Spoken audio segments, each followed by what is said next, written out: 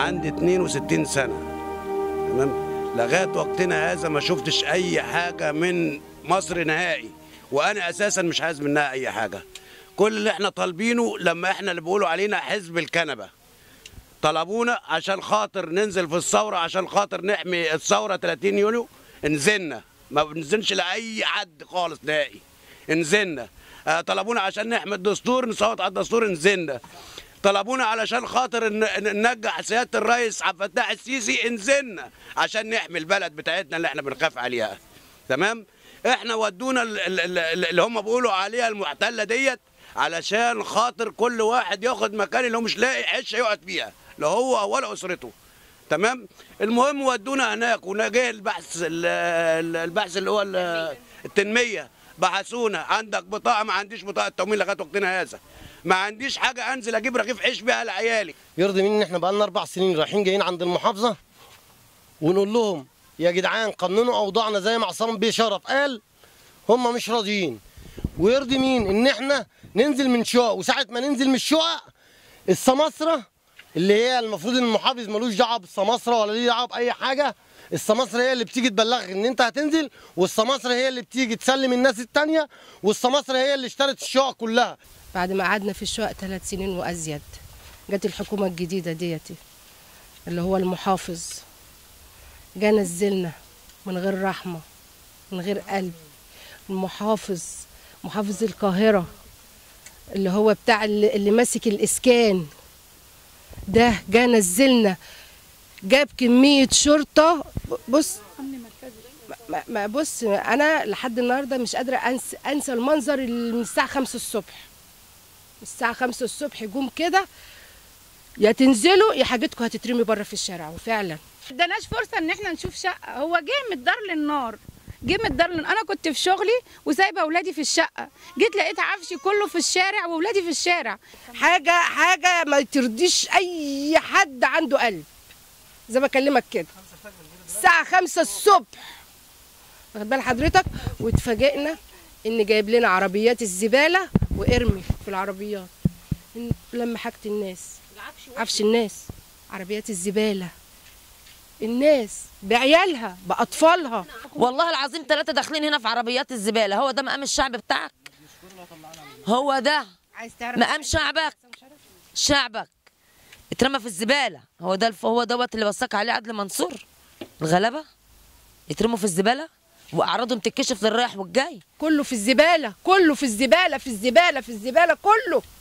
وجم رمونا هنا، قال لنا ايه اللي هو بتاع الحي اللي جابنا ورمينا هنا مع المحافظ ومشتركه، وهي رئيسه الحي النزهه اللي هنا بتاعت هنا دي، كلهم مشتركين مع بعض. 3 ايام بس اللي هتقعدوهم، 3 ايام، وهنجيب لكم شقه وهنقعدكم في بدر. عشان كده احنا نزلنا. يعني احنا مشكلتنا ان احنا صدقنا الناس دي، قلنا مش هتكذب علينا، مش هيرمونا.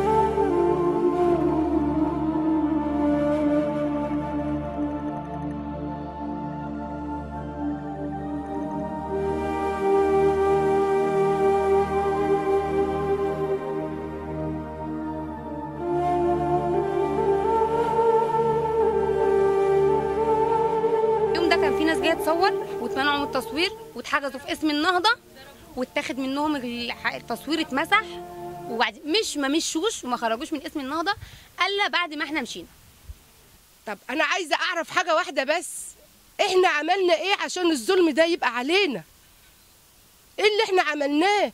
اللي احنا عملناه جريمتنا ان احنا صدقنا الناس دي؟ هي دي الجريمه اللي احنا عملناها؟ ان احنا بنصدق الناس دي؟ وبعدين سياده النائب المحافظ لما جه امبارح في البرنامج قال لك الناس دي ما تستحقش. ليه ما نستحقش؟ احنا مش مصريين؟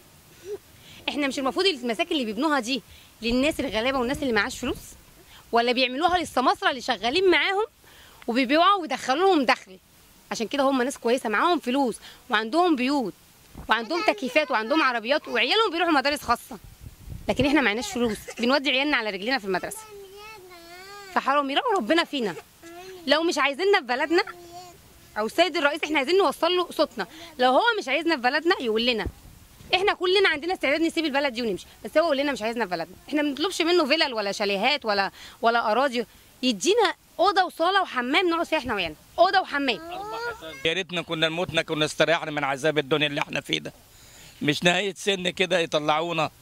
ادي الورقه بتاعت عصام شرف اللي اداها لنا وقال اقعدوا، بس البحث جه وانا مش موجود ان كنت مريض من 2009 لغايه 2012 شهر 4 كان معمول لي العمليه، ولا كنت بقدر امشي ولا اي لا حول ولا قوه. اللي انا اعرفه هم فاكرين ان احنا جهله عشان احنا ناس غلابه وضعاف، لكن ربنا معانا وربنا اقوى من اي مسؤول، ربنا اقوى منه. واخد بال حضرتك؟ انا اعرف ان البلطجيه دي مصيرها السجون، هم دول اللي بيتحطوا في السجون. اعرف البلطجي ده هو اللي حرامي، هو اللي بيقتل، هو اللي بيضرب، هو ده البلطجي. لكن احنا بلطجيه؟ لما احنا بلطجيه انت جايبنا ليه هنا في معسكر مخيمات وجايب لنا مخيمات وقعدنا فيها؟ ليه جايبنا هنا في نادي؟ ليه ما لمتش البلطجيه وحطيتهم في السجون؟ يشوف الناس الغلابه اللي هم بيبصوا لهم اللي بيقول عليهم بلطجيه وحراميه، يجي يشوف المناظر بتاعه الاطفال ولا الحريم اللي نايم. قال لغايه وقتنا هذا ما سلمونيش حتى قيمه عشان اقعد انا فيها وعيالي، لولا واحد ساعني معاه هو عيالي، انا وعيالي. لا ميه ولا حكايه ولا روايه، كل طوابير بكل حاجه.